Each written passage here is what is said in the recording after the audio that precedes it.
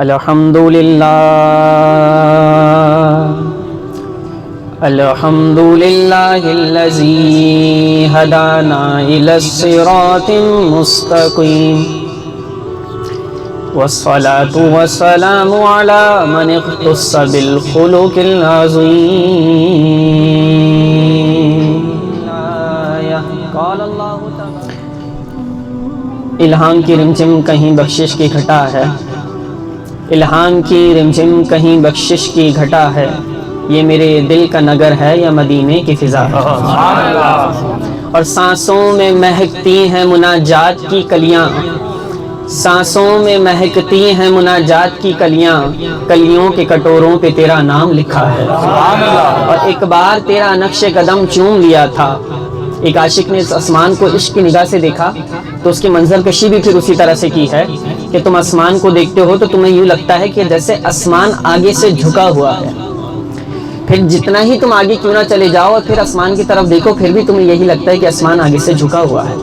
تو پھر اس نے عشق کی نگاہ سے دیکھا. اور شب معراج کا قصہ اگر آپ کے ذہن میں ہو کہ جب حضور ان آسمانوں کو چیرتے ہوئے پرواز کرتے ہوئے گئے تو پھر اس عاشق نے یہ کہا کہ جو تم آسمان کو جھکا ہوا دیکھتے ہو تو بات یہ ہے کہ ایک بار تیرا نقش قدم چوم لیا تھا، ایک بار تیرا نقش قدم چوم لیا تھا، اب تک یہ فلک شکر کے سجدے میں جھکا، اب تک یہ فلک شکر کے سجدے میں جھکا ہے.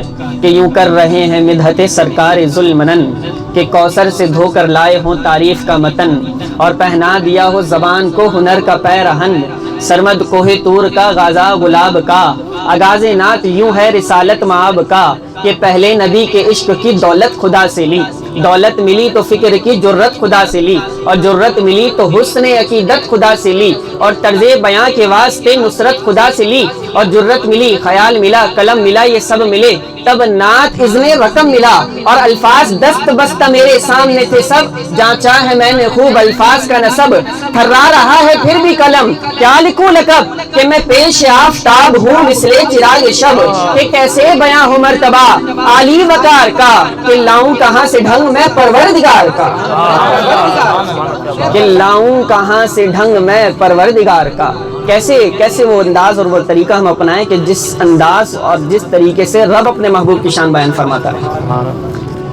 سب سے پہلے تو مبارکباد کے لائق ہیں اہل خانہ کہ اس قدر خوبصورت محفل سجائی اور یہ سعادت حاصل کی کہ جس جگہ اللہ کے کلام کی تلاوت بھی ہوئی، رسول خدا صلی اللہ علیہ وسلم کی نعت خوانی بھی ہوئی، اور اب قرآن و حدیث کا درس اور بیان بھی لوگ سننے کی سعادت حاصل کر رہے ہیں. اللہ تعالی ہم سب کا، سننے والوں کا، سنانے والوں کا، آنے والوں کا، اور جو ابھی چلے گا اور جو آخر تک بیٹھیں گے سب کی حاضری کو اپنی بارگاہ میں قبول فرمائے.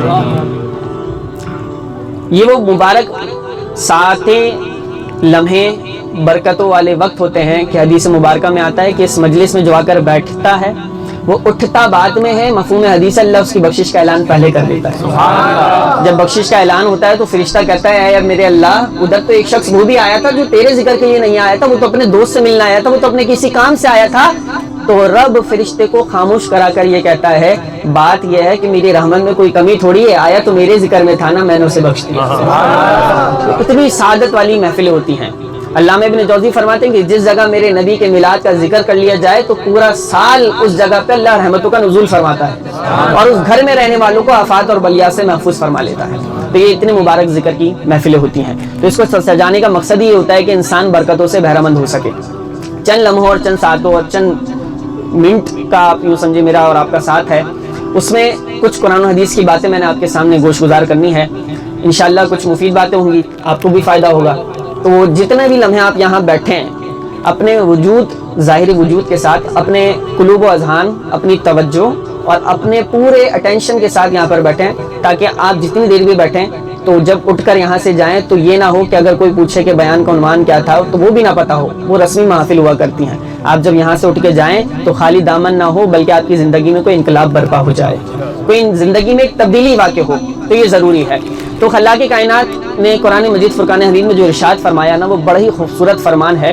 شاید کہ آج سے قبل آپ نے اس آیت پہ بہت کم سنا ہو کہ جس طرح اس آیت میں اللہ نے اپنے محبوب کی شان کو بیان فرمایا ہے. اللہ رب العزت نے ارشاد فرمایا لَأَمْرُكَ इन्नहुम लफी सकरतिहिम यामहून। बात यह है कि आपको अगर किसी चीज़ पे कसम उठानी हो, आप कसम उठाते हैं मोतबर तरीन चीज़ की, और मोतबर तरीन चीज़ रब की ज़ात है। आप रब की ज़ात की कसम उठाते हैं या अल्लाह के कलाम की कसम उठाते हैं? क्यों? क्योंकि आपके नज़दीक सबसे ज़्यादा रिस्पेक्टेबल और सबसे ज़्यादा मुअज़्ज़ज़ जो चीज़ है वो अल्लाह की ज़ात है और अल्लाह का कलाम है, कि आप इसकी कसम उठाते हैं। अब जब रब ने इरादा किया कि मैं किसी चीज़ की, मैं किसी की कसम उठाऊं, तो रब ने किसकी कसम उठाई? अल्लाह ने खुद कुरान में बयान फरमाया ला अमरुका इन्नहुम लफी सकरतिहिम यामहून, ए महबूब तेरी जिंदगी की कसम, तेरी जिंदगी की कसम, इन्नहुम लफी सकरतिहिम यामहून, बेशक वो अपनी सरकशी में, अपनी मस्ती में मदहोश हैं।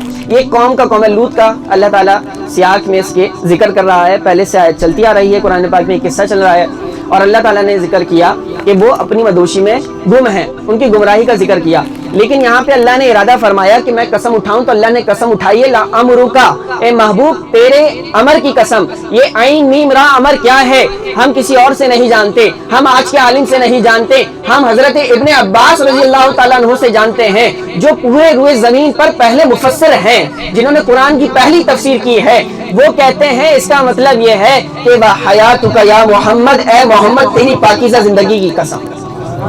अल्लाह अपने महबूब की जिंदगी की कसम उठा रहा है और फरमा रहा है, ए महबूब तेरी जिंदगी का रोना, तेरी जिंदगी का मुस्कुराना, हंसना खिलखिलाना, ए महबूब तेरी जिंदगी की परेशानियां, मसाइब आलाम, ए महबूब तेरी जिंदगी की आसानियां, तेरा सफर, तेरा हजर, तेरा बचपना, तेरा जवानी, तेरा बुढ़ापा, तेरा सहाबा के साथ शफकतें करना, तेरा दीन के लिए हिजरत करना, तेरे दीन के लिए ताइफ के मैदानों में पत्थर बर्दाश्त करना, तेरे इस दुनिया में आके रहमतुल्लिल आलमीन बन जाना, तेरा इस दुनिया से चले जाना, तेरी जिंदगी के हर हर गोशे, हर हर हिस्से की कसम खाई। फरमाया ला अमरुका तेरी ही जिंदगी की कसम, वहयातुका या मोहम्मद, ए मोहम्मद तेरी जिंदगी की कसम, ए महबूब तेरी जिंदगी की कसम।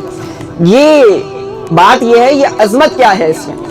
अजमत ये है कि कमो पेश रब्बुल इज्जत ने 1.25 लाख अंबिया भेजे इस दुनिया रुए जमीन पर, और 1.25 लाख कमो पेश अंबिया में से अल्लाह ने जिस नबी की जिंदगी की कसम उठाई है वो किसी और की नहीं, वो तेरे मेरे नबी की उठाई है।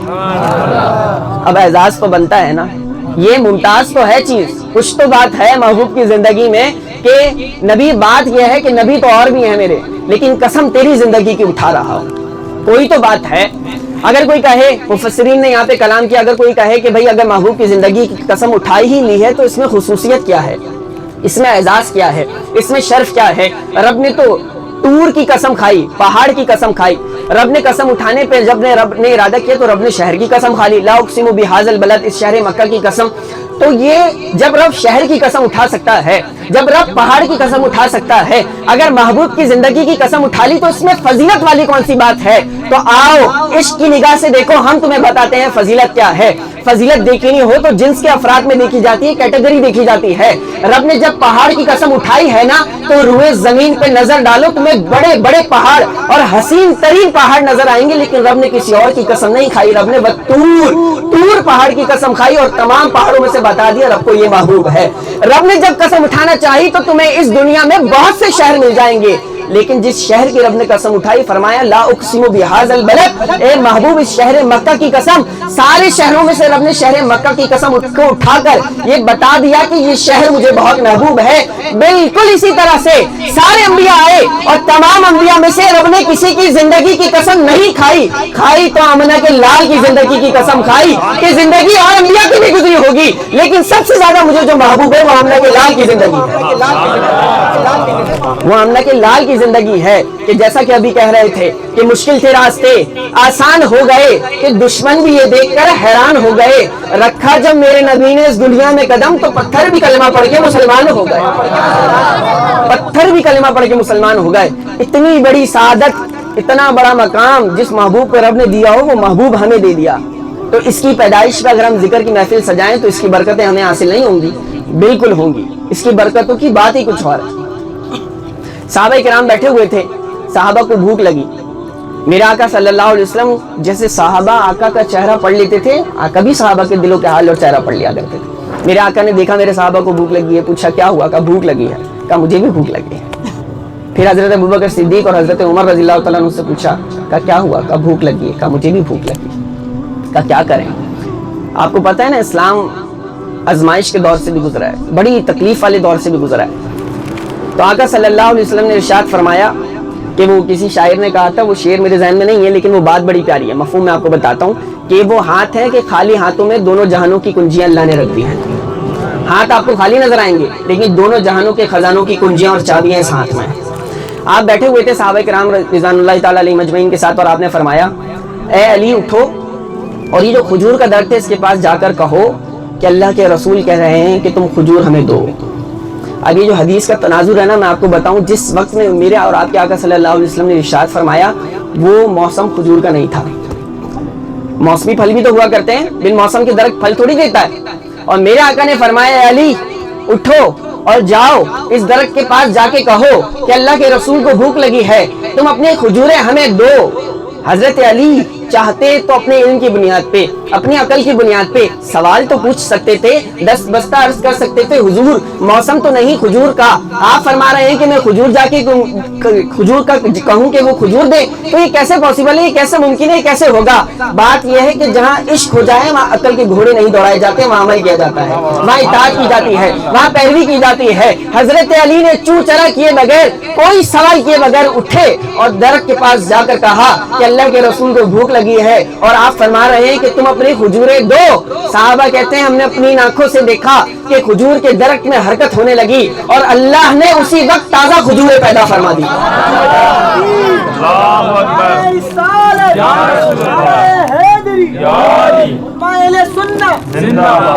فرمایا ہم نے دیکھا اسی وقت رب نے تازہ کھجوریں پیدا فرما دی, اور صحابہ نے بھی سیراب ہو کے کھایا اور حضور علیہ السلام نے بھی سیراب ہو کے کھایا. اتنی عظمت والے نبی, اتنی شان والے نبی. غزوہ تبوک کے موقع پر میرے آقا صلی اللہ علیہ وسلم سو رہے ہیں. سوتے سوتے صحابہ نے دیکھا کہ آقا صلی اللہ علیہ وسلم تشریف فرما ہیں اور ایک درخت اپنی جگہ سے ہلنا شروع ہوا. آپ بھی چلتے ہیں نا, لیکن کبھی درخت کو چلتا نہیں دیکھا ہوگا. صحابہ کہتے ہیں وہ درخت اپنی جگہ سے ہلا اور ہل کر اس نے اپنی جڑیں نکالی, اور جڑیں نکالنے کے بعد وہ چل کے آیا اور آقا صلی اللہ علیہ وسلم پر جھک گیا. ایسے نہیں, اور بلند آواز سے. جس نبی کی شان بیان ہو رہی ہے پھر اتنے ہی پرزور انداز ہونا چاہیے. صحابہ کہتے ہیں وہ جھک گیا, تھوڑی دیر جھکا رہا, پھر اٹھا اور جا کر واپس اپنی جگہ پہ لگ گیا. میرے آقا صلی اللہ علیہ وسلم اور آپ کے آقا صلی اللہ علیہ وسلم کیا کر رہے تھے؟ سو رہے ہیں, تشریف فرما ہے استراحت پر, آرام فرما رہے ہیں. میرے آقا صلی اللہ علیہ وسلم جب بیدار ہوئے, اٹھے, تو صحابی رسول نے عرض کی حضور ایک عجیب معاملہ دیکھا. کہا کیا دیکھا؟ کہا وہ جو آپ وہاں درخت لگا دیکھ رہے ہیں وہ درخت ہلا, جڑوں سمیت نکل کے آیا اور آپ پر جھکا, تھوڑی دیر جھکا رہا اور چلا گیا. آقا تو سو رہے تھے نا. آقا صلی اللہ علیہ وسلم فرما سکتے تھے نہیں معلوم, یہ ان کے لیے تھا کہ جو کہتے ہیں دیوار کے پیچھے کا علم نہیں نبی کو, وہ کہتے تھے نہیں معلوم. لیکن حدیث کے لفظ میرے آقا صلی اللہ علیہ وسلم نے ارشاد فرمایا کہ جب میں سو رہا تھا تو اس درخت نے اللہ سے اجازت مانگی کہ اے رب تیرا محبوب میرے سامنے ہے, مجھے اسے سلام پیش کرنا ہے, تو اجازت دے میں اس کو سلام پیش کرنے جاؤں. تو اللہ نے اس درخت کو اجازت دے دی, تو یہ اجازت طلب کر کے مجھ پہ سلام بھیجنے آیا تھا.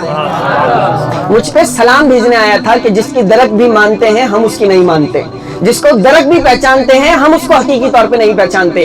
تو درخت سلام پیش کرنے آیا. اب بات یہ ہے کہ حضور صلی اللہ علیہ وسلم تو سو رہے تھے, تو ایک مقام پہ میرے آقا صلی اللہ علیہ وسلم نے خود ارشاد فرمایا کہ میری آنکھیں سوتی ہیں, میرا دل جاگا کرتا ہے, میرا دل جاگا کرتا ہے. حضرت جبریل امین نے جب آپ کا دل مبارک, آپ کا سینہ چاک کر کے دل مبارک نکالا اور تشت میں آب زمزم سے دھونے لگے, تو یہ دل کوئی عام دل نہیں تھا. میرے آقا صلی اللہ علیہ وسلم کے لیے حضرت جبریل امین فرماتے ہیں کہ قلب وکیون عینان تبصران اذنان تسمعان. کا تمہارے دل ہوتے ہوں گے, تمہارے دل اگر تمہارے جسم سے جدا ہو جائیں, تمہاری سانسیں ختم, تمہاری بصارت ختم, تمہاری پکڑ ختم, تمہاری سماعت ختم, تمہاری قوت گویائی ختم. لیکن آقا صلی اللہ علیہ وسلم کا جب دل نکالا, فرمایا قلب وکیون, ایک وسیع وسعت والا دل تھا, اور فرمایا عینان تبصران, اس میں دو آنکھیں بھی تھی جو دیکھا کرتی تھی, اذنان تبصران, دو کان بھی تھے جو سنا کرتے تھے.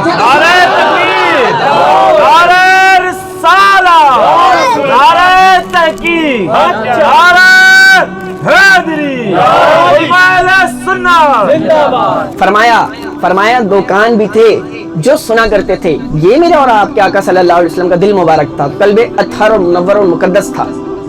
صحابہ کرام کی مجلس سجی ہے, صحیح حدیث مبارکہ صحابہ کرام رضوان اللہ تعالی علیہم اجمعین ایک دوسرے سے ذکر کرنے لگے. کہنے لگے یار رب نے کتنا کرم کیا کہ رب نے حضرت ابراہیم علیہ نبینا علیہ الصلوۃ والسلام کو خلیل اللہ بنایا، اپنا خلیل بنایا۔ ہم بچوں کو بچپن میں ہی اسلامیات میں یہ چیزیں یاد کراتے ہیں کہ کس نبی کا کیا لقب ہے، حضرت آدم صفی اللہ، حضرت ابراہیم خلیل اللہ، اس طرح سے۔ تو صحابہ نے نا ذکر کرنا شروع کیا، صحابہ کہنے لگے کہ یار اللہ نے کتنا اپنے نبیوں کو مقام دیا، حضرت ابراہیم کو اپنا خلیل بنا لیا، حضرت آدم علیہ السلام کو صفی اللہ بنا لیا، حضرت عیسیٰ علیہ السلام کو روح اللہ کلیمۃ اللہ بنا لیا، حضرت موسیٰ علیہ السلام کو کلیم اللہ بنا لیا، کلام کرنے والا اللہ سے۔ اس طرح سے ذکر کر رہے تھے نبیوں کی شان۔ اب آگے جس کا ذکر آنا تھا وہ ہستی خود ہی آ گئی۔ میرے آقا صلی اللہ علیہ وسلم تشریف لائے اور آقا صلی اللہ علیہ وسلم نے فرمایا کہ میں تمہاری باتیں سن رہا تھا، اب یہ فرماؤ وَأَمَّا صَاحِبُكُمْ هَذَا، تمہارا اپنے صاحب کے بارے میں کیا خیال ہے؟ صحابہ فضیلتیں بیان کر رہے تھے انبیاء کی، اور اب حضور خود پوچھ رہے ہیں کہ اپنے صاحب کے بارے میں کیا خیال ہے۔ اور پھر میرے آقا صلی اللہ علیہ وسلم نے خود ارشاد فرمایا انا حبیب اللہ، میں اللہ کا حبیب ہوں، ولا فخر، اور اس پہ کوئی فخر کی بات نہیں ہے۔ اب عاشق کہتے ہیں، ایک نقطہ بیان کرتے ہیں کہ دیکھیں خلیل حضرت ابراہیم کو بنایا ہے اور حبیب اللہ نے اپنے نبی کو بنایا ہے، تو حبیب اور خلیل میں اگر فرق جج کرنا ہو اور پہچاننا ہو کہ فرق کیا ہے، تو فرق یہ ہے کہ خلیل وہ ہوتا ہے کہ جس سے محبت میں سب کچھ لے لیا جائے، اور حبیب وہ ہوتا ہے جس کو محبت میں سب کچھ دے دیا جائے، سب کچھ قربان کر دیا جائے، اس کے قدموں میں ڈال دیا جائے، حبیب وہ ہوتا ہے۔ تو اللہ نے اپنے نبی کو فرمایا کہ انا حبیب اللہ، میں اللہ کا حبیب ہوں، ولا فخر، اور مجھے اس پر کوئی فخر نہیں ہے۔ پھر حضور صلی اللہ علیہ وسلم نے ارشاد فرمایا اور سنو، محشر کا دن ہوگا، میرے علم کے، میرے جھنڈے کے سائے تلے پوری انسانیت جمع ہوگی۔ اور پھر حضور علیہ السلام نے ارشاد فرمایا صرف انسانیت ہی نہیں، حضرت آدم علیہ السلام سے لے کر جتنے انبیاء آئے سب نبی میرے جھنڈے کے سائے تلے۔ یہ بہت اہم نقطہ میں عرض کر رہا ہوں، آپ کی سبحان اللہ کی آواز بتا دی کہ آپ کو کتنا سمجھ میں آیا، غور سے سمجھیے گا۔ حضور علیہ السلام نے ارشاد فرمایا کہ تمام انبیاء میرے جھنڈے کے سائے تلے ہوں گے، اور پھر آگے فرمایا ولا فخر، اور مجھے اس پہ کوئی فخر نہیں ہے، اب بات یہ ہے، ہم آتے ہیں اپنی سطح پہ، اپنی عقل کے توازن پہ کہ ہم سمجھ سکیں بات کو۔ میرے انڈر میں اگر کوئی 10 سیلیبریٹیز آ جائیں نا، اور 10 نامور لوگ آ جائیں جو میرے انڈر میں کام کریں، تو میرا سر فخر سے بلند ہو جاتا ہے کہ یہ میرے انڈر میں ہے، ٹھیک ہے؟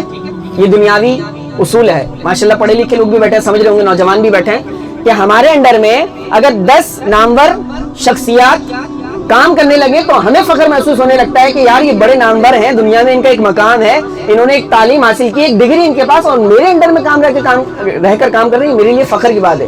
بی پراؤڈ، میں بہت جو ہے نا ان کے لیے فخر محسوس کرتا ہوں، یہ ہم کہتے پھریں گے۔ یہ ایک دنیاوی مثال، 10 بندے ہمارے انڈر میں قابل آ جائیں تو ہمیں فخر ہوتا ہے، اور حضور علیہ السلام بلا تشبیہ بلا مثال، صرف سمجھانے کے لیے مثال تھی تاکہ ہمارے چھوٹے ذہنوں کو تسلیم کر سکیں حضور علیہ السلام نے ارشاد کس لیول کی بات فرمائی ہے، اب سمجھیے گا۔ میرے آقا صلی اللہ علیہ وسلم نے ارشاد فرمایا حضرت آدم علیہ نبینا علیہ الصلوۃ والسلام سے لے کر آخر تک جتنے انبیاء آئے سب میرے جھنڈے کے سائے تلے محشر میں کھڑے ہوں گے، بلا فخر، مجھے اس پہ کوئی فخر نہیں ہے۔ حضرت آدم جیسے جلیل القدر نبی جسے اللہ نے صفی اللہ بنایا ہو، حضرت موسیٰ علیہ نبینا علیہ السلام جیسے کلیم اللہ نبی جسے اللہ نے کلام کا شرف بخشا ہو، حضرت عیسیٰ علیہ السلام جسے کلیمت اللہ کہا ہو قرآن میں، ایسے جلیل القدر انبیاء جنہیں الگ جداگانہ مقام عطا کیے ہو، حضرت داؤد علیہ السلام جیسے نبی کہ جب وہ تلاوت کرتے تھے تو پرندے ساکت اور ہر چیز رک جاتی تھی، اللہ نے آواز میں ایسا سرور پیدا کیا تھا، حضرت سلیمان علیہ السلام جیسے نبی کہ جن کو اللہ نے ہوا پہ، چرند پہ، پرند پہ، دریا پہ حکومت عطا کی، حضرت یوسف علیہ السلام جیسے نبی کہ جو پانی پیے تو حلق سے اترتا نظر دکھائی دیتا تھا، ایسا حسن اللہ نے عطا کیا۔ ایسے جلیل القدر انبیاء جھنڈے کے سائے تلے کھڑے ہیں، اور نبی فرما رہے ولا فخرا، مجھے فخر نہیں، خاموش نہ رہ سکے۔ ملا علی قاری رحمت اللہ تعالیٰ علیہ بولنے لگے، کہا بات یہ ہے کہ یہاں پہ فخر کی بات بنتی ہے اور فخر ہونا چاہیے تھا، لیکن حضور نے فرمایا ولا فخرا، مجھے فخر نہیں، وہ اس لیے کہ حضور کو فخر نہیں، فخر کی بات ان انبیاء کے لیے ہے کہ انہیں حضور کا جھنڈے کا سایہ مل گیا۔ کہا فخر کی بات تو انبیاء کے لیے ہے کہ انہیں حضور کے جھنڈے کا سایہ مل گیا۔ اس اینک سے بھی تو دیکھو، اس تناظر سے بھی تو دیکھو، عشق کی آنکھ سے بھی تو دیکھو، تمہیں نظر آئے تمہارے نبی کی شان کیا ہے، تمہارے نبی کا مقام کیا ہے۔ کہا انبیاء کے لیے سعادت کی بات ہے دیوانوں، کہ انہیں حضور کے جھنڈے کا سایہ مل گیا ہے. فرمایا ولا فخر, اور مجھے اس پہ کوئی فخر نہیں ہے. یہ ایسے نبی کی شان اور عظمت بیان تو ایمان کیوں نہ تازہ ہو. ایسے نبی کی شان بیان ہو تو پھر اہم ترین میچ چھوڑ کے نوجوان یہاں کر کیوں نہ بیٹھ جائیں. ایسے نبی کی شان بیان ہو تو پھر یہ سرجانی سے چل کے نوجوان آ کر کیوں نہ بیٹھ جائیں. ایسے نبی کی شان بیان ہو تو پھر انسان اپنا وقت قربان کر کے یہاں کر کیوں نہ بیٹھے, اور پھر بیٹھے تو اٹھنے کا جینا چاہے. ایسا کیوں؟ کیونکہ میرا تن, میرا دھن, میرا سب کچھ آپ پہ قربان یا رسول اللہ صلی اللہ علیہ وسلم. یہ صحابہ کا ایک نعرہ تھا, فدا کا ابی و امی یا رسول اللہ.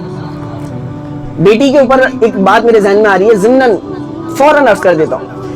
حضور علیہ السلام کے صحابہ کا یہ طرز و طریقہ تھا کہ جب بھی جو بھی صحابی رسول حضور کی بارگاہ میں بات کرنا چاہتا, بات بعد میں ہوتی تھی, پہلے یہ جملہ ہوتا تھا فدا کا ابی و امی یا رسول اللہ. میرے ماں باپ آپ پہ قربان جائیں.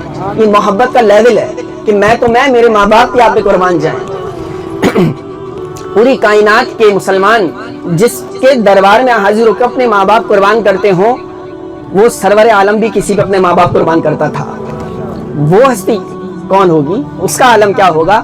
تو پھر سنیے, حدیث میں آتا ہے سیدہ فاطمہ الزہرا رضی اللہ تعالی عنہا جب دربار رسالت میں آتی تو حضور کھڑے ہو جاتے اور کھڑے ہو کر انہیں گلے سے لگاتے, ان کی پیشانی پر بوسہ دیتے اور فرماتے فدا کی ابی و امی یا فاطمہ, پوری کائنات کے مسلمان آ کر مجھ پہ اپنے ماں باپ قربان کرتے ہیں, میں محمد تجھ پہ اپنے ماں باپ قربان کرتا ہوں. یہ بیٹی کو مقام اور رتبہ دیا ہے میرے آقا نے, بتایا بیٹی کا مقام یہ ہوتا ہے, اس کو عزت یہ دینی ہوتی ہے. لوٹتے ہیں عنوان کی طرف. آقا صلی اللہ علیہ وسلم کے بارے میں, آقا صلی اللہ علیہ وسلم کی امت کے بارے میں آتا ہے کہ دلائل النبوہ بھی ابھی اس وقت میرے پاس کتاب موجود ہے, اس میں بھی اس چیز کو ذکر کیا گیا, روایت کو, گفتگو کو سمیٹ رہا ہوں. فرمایا کہ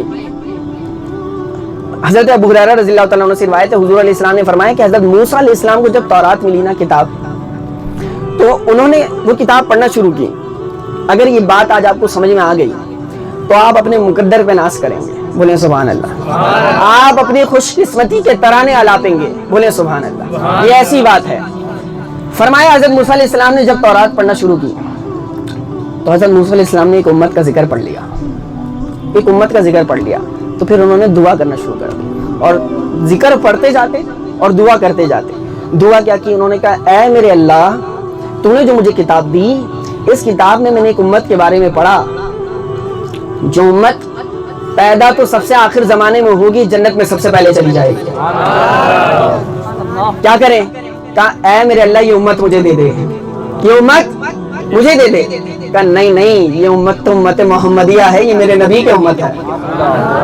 یہ میرا اور آپ کا ذکر ہو رہا ہے, یہ امتیوں کا ذکر ہو رہا ہے, یہ امت محمدی کا ذکر ہو رہا ہے. کہا نہیں, یہ تو امت محمدیہ کی شان ہے, یہ میرے نبی کی امت ہے. خاموش. پھر کتاب آگے پڑھی تو پھر دعا کی. کہا اے میرے اللہ میں نے ایک اور امت کا ذکر پڑھا ہے. کہا کیا ذکر ہے؟ کہا ذکر یہ ہے کہ جب وہ دعائیں کریں گے تو فوراً قبول کر لے گا, یہ امت مجھے دے دے. کہا نہیں, یہ بھی امت محمدی, یہ بھی امت محمدی ہے. کہا اے میرے اللہ میں نے ایک اور امت کے بارے میں پڑھا ہے. کہا کس کے بارے میں پڑھا؟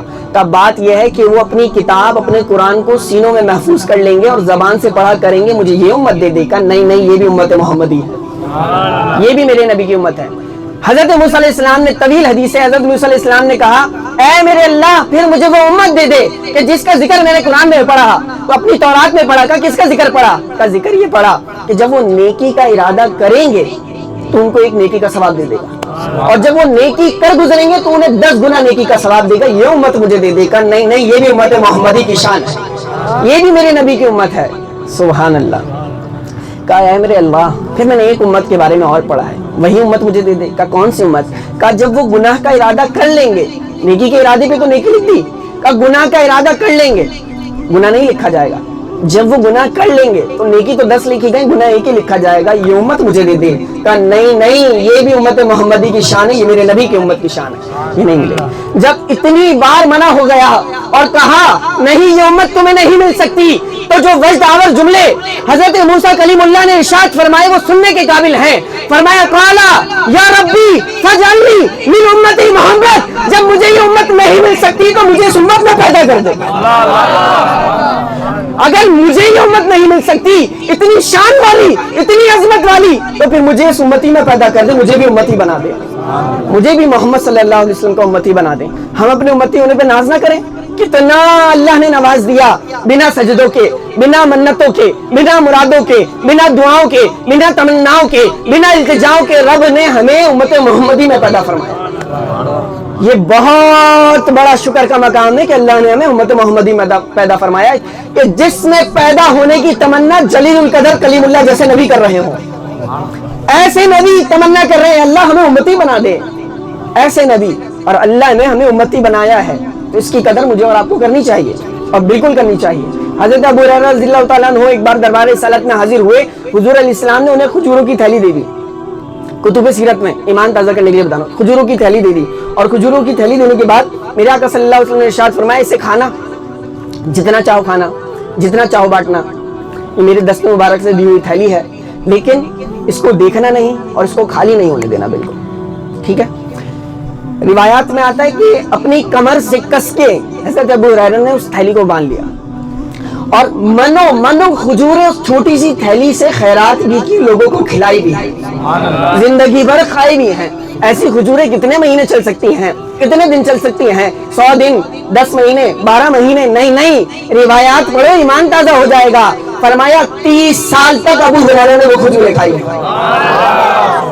30 سال تک وہ کھجوریں کھائی. پھر کہاں چلی گئیں؟ کہا حضرت عثمان غنی رضی اللہ تعالیٰ عنہ کی جب شہادت ہوئی تو آپ غم میں مبتلا تھے, نہ جانے وہ تھیلی کہاں گم ہو گئی اور گر گئی. پھر آپ کو زندگی بھر اس کا بہت صدمہ اور دکھ رہا, آپ کو اس کا افسوس رہا کہ وہ مجھ سے گم ہو گئی. لیکن میرے آقا کی شان دیکھیں کہ آپ کے دست مبارک جہاں لگ جائیں تو اللہ ایسی برکتیں پیدا کر دیتا ہے کہ 30 سال وہ کھجوریں چلا کرتی ہیں. حضرت انس رضی اللہ تعالیٰ عنہ کے گھر پہ صحابہ دعوت پہ آئے, کھانا کھایا, تناول فرما لیا. جب کھانا تناول کر لیا تو ایک رومال سے ہاتھ پوچھ لیا. جیسے ہی ہاتھ سے رومال سے ہاتھ پوچھا, کپڑے کا رومال تھا, آگ کی پٹی جل رہی تھی. حضرت انس رضی اللہ تعالیٰ عنہ نے وہ کپڑا لیا اور وہ آگ کی بٹی میں پھینک دیا. صحیح روایت عرض کر رہا ہوں, آگ کی بٹی میں پھینک دیا. اب صحابہ حیران ہو گئے, کپڑا آگ میں پھینک دیا. تھوڑی دیر بعد وہ کپڑا نکالا تو وہ چمک رہا تھا, صاف ستھرا ہو گیا. صحابہ حیران ہیں, صحابہ پریشان ہیں, تعجب والی نگاہوں سے دیکھ رہے ہیں. کہا انس, یہ کپڑا وہ نہیں جو آگ سے جلا کرتا ہے, یہ آگ وہ نہیں جو کپڑے کو جلایا کرتی ہے, یہ کیا معاملہ ہے؟ کہا معاملہ ہی کچھ اور ہے. کہا بات کیا ہے؟ بات یہ ہے کہ ایک بار میرے گھر پہ بددعا والے چہرے والے آئے تھے, واللیل کی زلف والے آئے تھے, وہ دعوت پہ آئے تھے. کہا پھر کیا ہوا؟ کہا بات یہ ہے کہ اس دن حضور علیہ السلام نے اس رومال سے اپنے مبارک ہاتھوں کو صاف کر لیا. ارے وہ دن ہے اور آج کا دن ہے, آگ نے جلانا چھوڑ دیا, کپڑے نے جلنا چھوڑ دیا, کپڑے نے جلنا چھوڑ دیا ہے. پھر دھونا نہیں ہوتا. پھر میں کیا کرتا ہوں؟ پھر میں صرف اتنا کرتا ہوں, اس کو آگ کی بٹی میں ڈالتا ہوں, یہ خود ہی صاف کر دیتی ہے, یہ خود ہی صاف کر دیتی ہے. بنی سلیم قبیلے کا ایک اعرابی دیہاتی گزر رہا تھا, اس کے پاس گو تھی. کیا تھی؟ گو سمجھتے ہیں آپ؟ گو یوں سمجھ لیں, چھپکلی کی بڑی قسم, بڑی چھپکلی, بچوں کو آسانی سے سمجھ میں آئے گا. چھپکلی تو ہم دیکھتے ہیں, بڑی چھپکلی, بڑی اس کی ایک لینتھ ہوتی ہے. نعرہ تکبیر, نعرہ رسالت, نعرہ تحقیق, نعرہ حیدری, علماء اہل سنت, تاجدار ختم نبوت, تاجدار ختم نبوت, من سب نبیا, من سب نبیا, من سب نبیا. تو میں عرض کر رہا تھا, گو کی ایک لینتھ ہوتی ہے, بڑی چھپکلی آپ سمجھ لیں.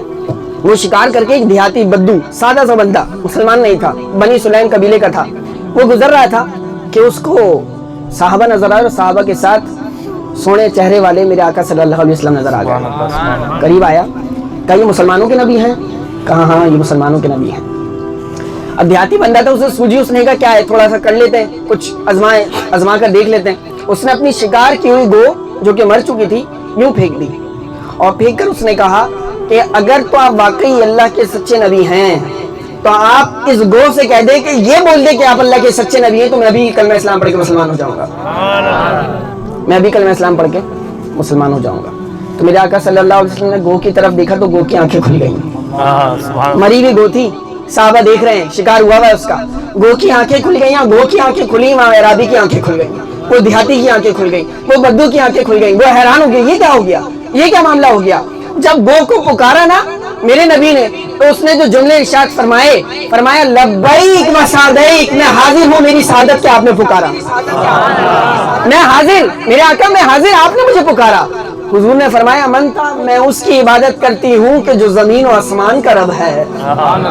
یہ دو بات کر رہی ہے میرے آقا سے، سب سن رہے ہیں کہ میں اس کی عبادت کرتی ہوں۔ پھر میرے آقا صلی اللہ علیہ وسلم نے وہ سوال کیا جو وہ سننا چاہتا تھا۔ میرے آقا نے فرمایا مننا، میں کون ہوں؟ فرمایا انت رسول رب العالمین و خاتم النبیین، فرمایا آپ رب العالمین کے رسول بھی ہیں اور آخری نبی بھی ہیں۔